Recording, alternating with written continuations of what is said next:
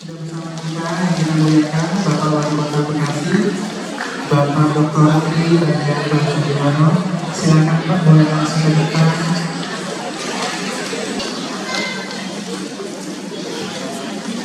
Izinkan kami memanggil Pak ya.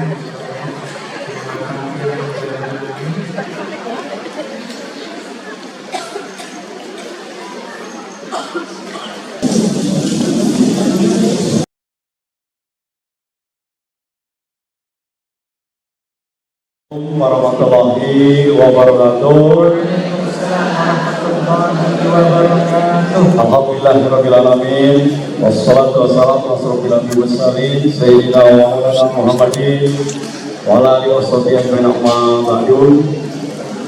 Ya, sama-sama kita hormati, kita banggakan guru kita yang penuh dengan keteladanan, tentu jajaran dari Sivitas Akademika dari Yayasan Pendidikan Islam Al-Azhar. Rasanya ini merupakan yayasan yang paling tua ya, terkait dengan memberikan pendidikan ya, Islam. Saya tahun SD itu tahun sekitar 83, 86 gitu ya. Setiap hari rasanya bermimpi kapan saya bisa bersekolah di Al-Azhar Kebayoran. Ya, karena saya waktu itu SMA-nya SMA 3 ya, jadi tiap kali waktu itu berangkat ke Bekasi ini selalu harus menggunakan kendaraan yaitu dari Blok M ke Bekasi ya, melewati sekolah Al-Azhar ya. Kemudian saya hormati Bu Dr. Anda Jakiki, kemudian juga Pak Cecep, alhamdulillah beserta seluruh para kepala sekolah, para pengawas, para pengurus jamiah ya. Karena kekuatan dari sekolah Al-Azhar ini karena ibu-ibu jamiah yang rewel. Betul ya. Karena mama memang harus rewel, kalau nggak rewel nggak matang gitu ya, nggak jalan ya. Jadi saya kira saya punya pengalaman ya, bagaimana ibu-ibu jamiah yang memiliki peran yang strategis, peran yang luar biasa dalam rangka tentunya ini memajukan sekolah. Ya, ada satu komunikasi yang baik antara anak, guru, yayasan, dan kemudian juga orang tua. Dan hasilnya luar biasa. Saya kira buat Bapak Ibu sekalian yang berada di ruangan ini menjadi orang tua yang terpilih dan kemudian tentu memiliki kesempatan yang luar biasa. Dan karena untuk masuk ke sekolah Al-Azhar ini juga luar biasa persaingannya. Ya. Jadi saya kira Bapak Ibu sekalian sudah menempatkan anak-anak didiknya, anak-anaknya pada sekolah terbaik yang ada di Kota Bekasi. Tepuk tangan bersama. Tentu hari ini saya hadir sebagai Wali Kota Bekasi mengucapkan terima kasih atas undangan dan kesempatan yang bisa diberikan. Mudah-mudahan bahwa kegiatan parenting ini bukan hanya sekedar tempat untuk silaturahmi dan kemudian menambah pertemanan, tetapi yang lebih penting adalah bagaimana hari ini kita belajar dan kemudian berbagi pengalaman. Ya, karena sekalian pengalaman adalah guru yang terbaik bagi kemajuan anak didik kita. Dan saya kira tantangan ke depan memang sangat luar biasa. Ya, hari-hari ini ya, bagaimana kita mendidik itu sangat berbeda jauh dengan apa yang kita alami. Ya, kalau alami saya, Pak Sasnas, kemudian juga kalau ibu-ibu yang muda lebih muda dari saya juga sudah kita lihat ya pola asuh ya bagaimana hari ini tantangannya jadi luar biasa. Yang pertama adalah bully. Bully yang ada itu bukan hanya terjadi di sekolah. Tentu peran sekolah menjadi yang utama pada saat bully itu terjadi di sekolah. Jadi oleh karena itu menjadi tanggung jawab sekolah, menjadi tanggung jawab guru untuk kemudian kita bisa memberikan adab, bisa memberikan pola asuh yang baik. Dimulai tentu harusnya dari keteladanan dari para pengasuhnya. Ya. Karena anak-anak tentu akan melihat apa yang dilakukan, apa yang dirasakan. Oleh karena itu bagaimana pendidikan penuh kasih sayang, penuh perhatian, dan yang lebih utama adalah bagaimana memberikan kebebasan, ekspresi, ruang yang cukup buat anak-anak mengekspresikan dirinya. mampu mereka mengungkapkan apa yang kemudian mereka rasakan pada hari-hari yang mereka lakukan. Hari ini bukan lagi tugas guru untuk kemudian memonitor bagaimana mereka hari-harinya, apakah PR-nya sudah dikerjakan. Pertanyaan pertama yang selalu menghantui anak-anak kita, ya. Oleh karena itu, tentu itu tadi, bagaimana kita membedakan pola asuh laki-laki dan perempuan, itu juga kita bisa. Bully bukan juga terjadi di lingkungan rumah kita, dan bully biasanya terjadi juga terhadap orang-orang yang dekat dengan kita.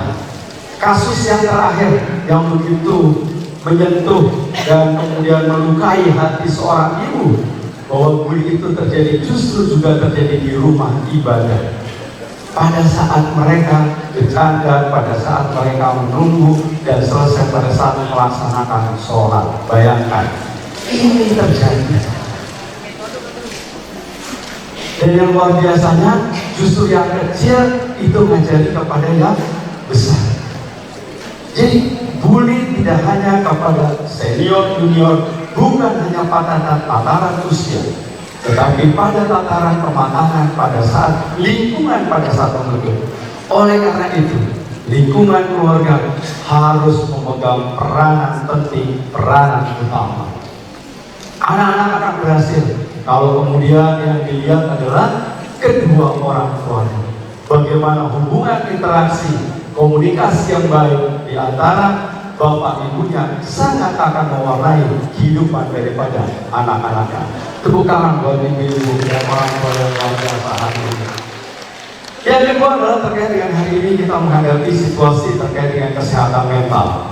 Dengan dunia yang dinamika yang begitu luar biasa, yang kemudian diciptakan persaingan-persaingan, ini menyebabkan anak-anak menjadi stres. Anak-anak menjadi begitu tertekan hidupnya, begitu banyak pelajaran yang harus dia miliki, dia harus kuasai, dan kemudian ada tuntutan dari kita semua orang tua, inginnya anak-anak semuanya berprestasi. Tetapi itu tadi, pilihan-pilihan prestasi pun bukan hanya di sektor pendidikan, bukan hanya bicara ranking, bukan bicara tentang angka, tetapi bagaimana perilaku, bagaimana hubungan interpersonal, bagaimana kemampuan dia berinteraksi menyesuaikan terhadap lingkungan. Saya kira hari ini yang menjadi lebih utama. Apa artinya anak-anak yang pintar dan berprestasi hanya akan mengantarkan anak-anak pada pintu gerbang pada saat wawancara mencari pekerjaan, tetapi bagaimana mereka mampu mengembangkan dirinya, memiliki anak-anak yang kreatif, itu adalah menjadi ukuran yang utama bagi kita sebagai orang tua. Saya sebagai kepala daerah tentu berupaya ya, memberikan ruang yang banyak. Hari ini banyak taman-taman yang kita bangun, banyak ruang-ruang publik agar mereka bisa berprestasi.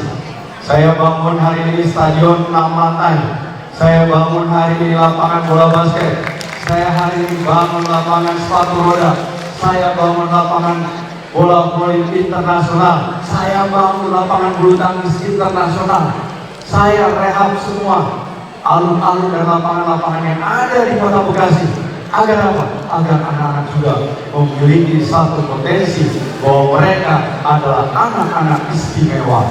Mereka anak-anak yang memiliki kelebihan. Yakinkan betul, tugas kita orang tua untuk mencarikan passion, tugas orang tua untuk memberikan fasilitas yang terbaik buat anak-anak kita, bukan kemudian memaksa mereka sesuai dengan harapan dan keinginan orang tuanya. Rasanya bangga melihat anak-anak kemarin saya mengirimkan satu tim sepak bola usia 15 tahun ke Korea Selatan untuk belajar sepak bola di sana. Ya. Mereka merasakan realisasi. Hari ini luar biasa prestasi sepak bola Kota Bekasi.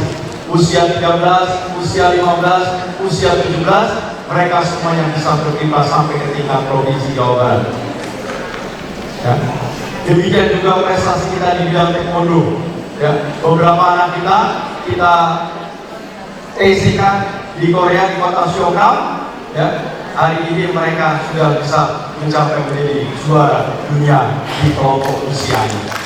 Ini artinya tugas kita pemerintah memberikan ruang yang cukup agar mereka memiliki talenta-talenta yang terpendam untuk kemudian bisa menjadi kebanggaan. Tidak saja kebanggaan buat dirinya, kebanggaan keluarganya, tetapi yang lebih penting adalah kebanggaan terhadap Kota Bekasi. Dan hari ini sesuai dengan apa yang kita bicarakan, bagaimana pola terkait dengan edukasi, terkait dengan era digital.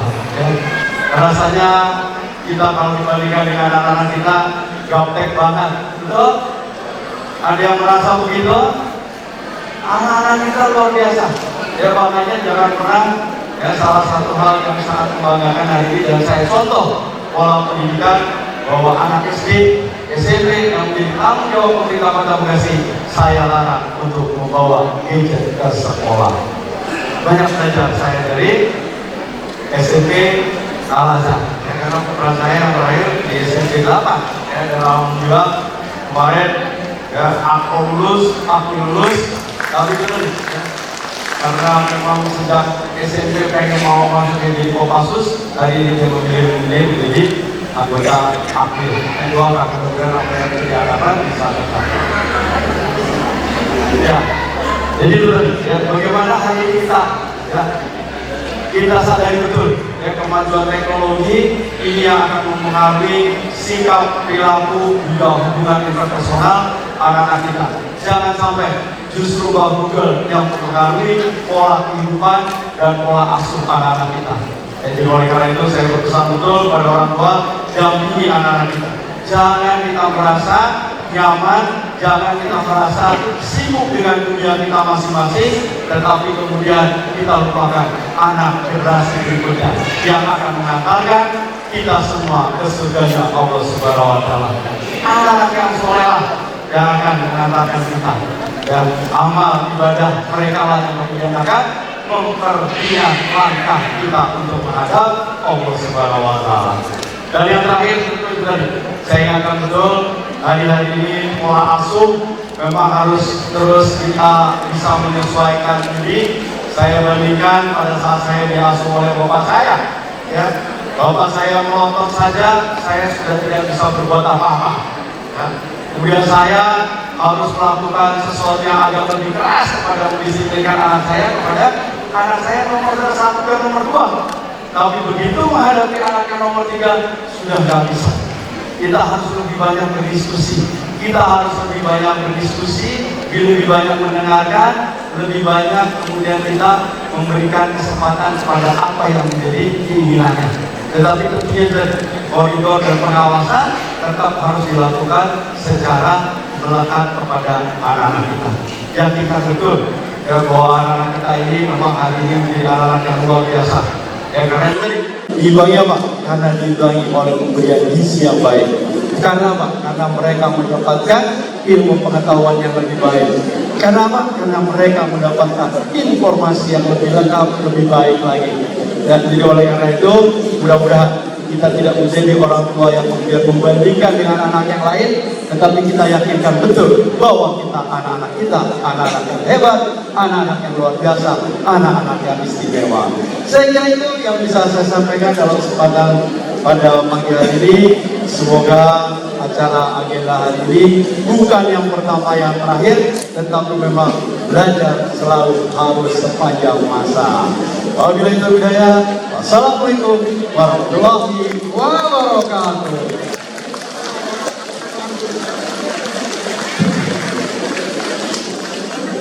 Terima kasih kepada Pak Wali Kota.